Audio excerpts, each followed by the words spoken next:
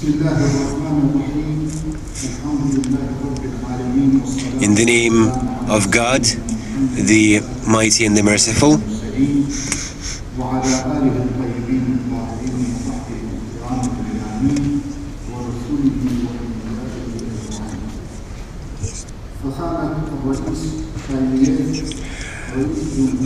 May the blessing of Allah be upon all of you. Dear Mr. Shaimiev, the former president of the Republic of Tatarstan, esteemed sheikhs, dear delegates, brothers and sisters, ladies and gentlemen, peace be upon you. I would like to address the President of the Russian Federation, Mr. Vladimir Putin, with words of thanks, and also thank the organizers of this meeting, Mr. Popov, particularly for contributing great efforts to promote dialogue between Russia and Muslim countries. I represent the Iranian movement for the rapprochement of the mazhabs, cooperation between mazhabs. It was our Sheikh Mohamed Hassan who laid the foundation of this process. Today, when the Muslim world is caught in the hailstorm of political turbulence and military conflicts, today when our brothers are forced to oppose attempts aimed at splitting up the Muslim world, those attempts inspired by the West seeking to spread terrorism and extremism under the veneer of globalization. We must oppose such efforts. We must oppose the attempts at undermining our stability, undermining our unity, and turning our countries into quasi-states built on a purely religious and ethnical principle.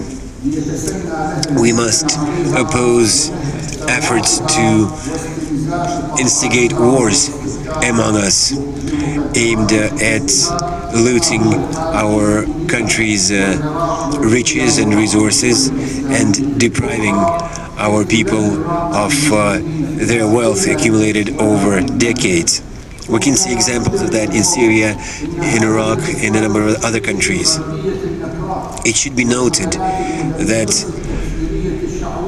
the ideological war that the West has been waging recently, and this war that is manifested in the spread of the so-called takfir ideas, which blame the righteous Muslims of being heretics, of digressing from the so-called real Islam.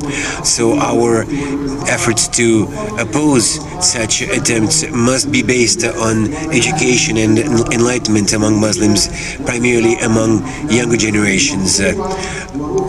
We also must focus on debasing the criminal plans of the various takfir teachings and movements inspired from abroad. We also must take action to promote dialogue among the true Muslims of various countries and to unite the Ummah. I would also like to refer to the development of relations between Russia and the Muslim world.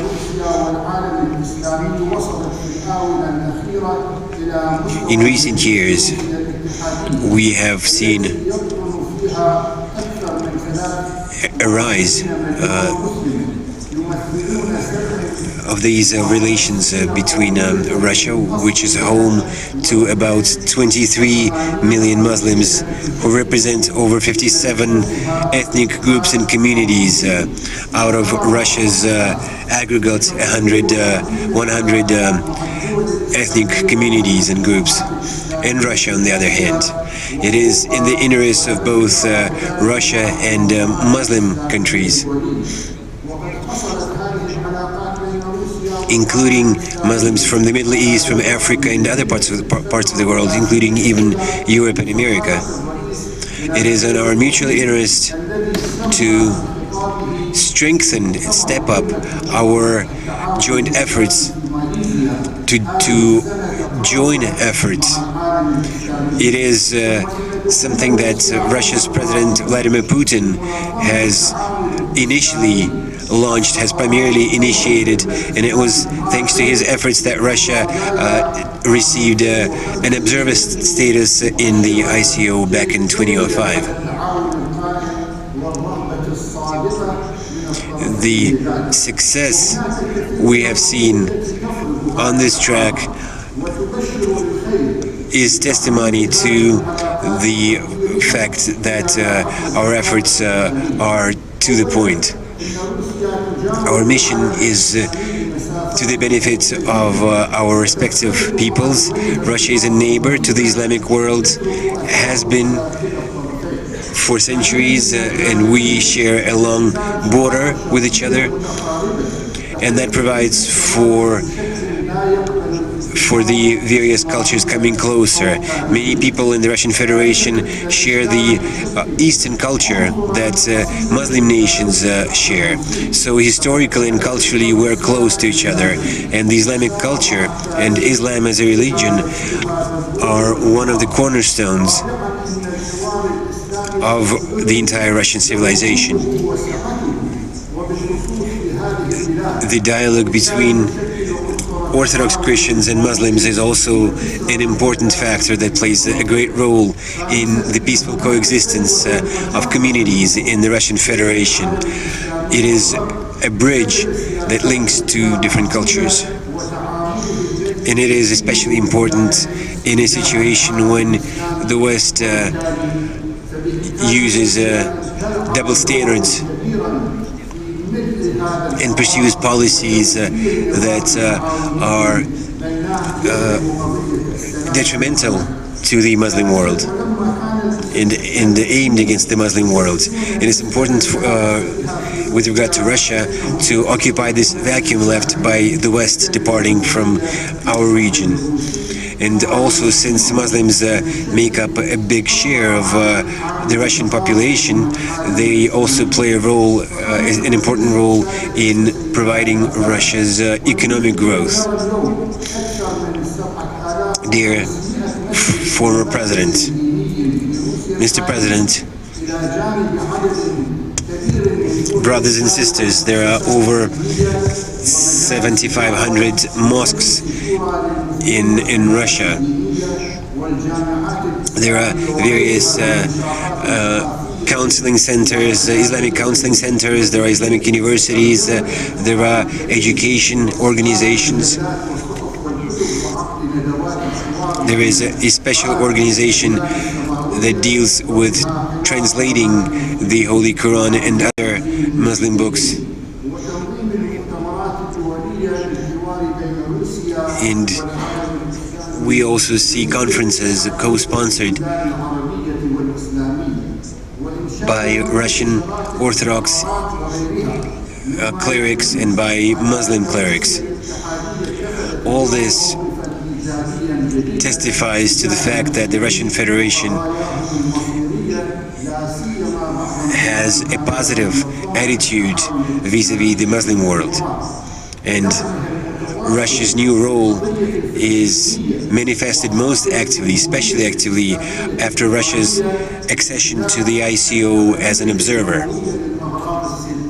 Russia undoubtedly provides support to the people of Palestine, to the people of Iran and Syria, to the people of Iraq and Syria.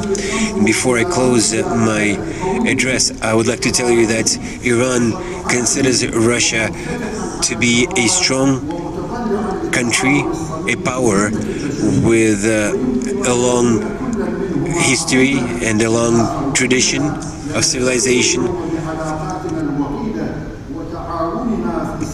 Russia's civilization keeps evolving, keeps developing, and we're proud of the relationship between our respective peoples, between our countries, and we hope God to assist us in promoting our economic, cultural, and other relations with the Russian Federation. Therefore, Muslim countries must study the experience of other countries, primarily peace-loving countries such as Russia. Conversely, we as Iran, we also represent positive experience of coexistence of various cultures, and therefore we would like to extend a helping hand to Russia for friendship, for cooperation. We are willing to be friends with various countries. We've established this society for the rapprochement of various mazhabs in Iran, and we hope this will assist us in satisfying the interests not only of Muslims but of the entire world.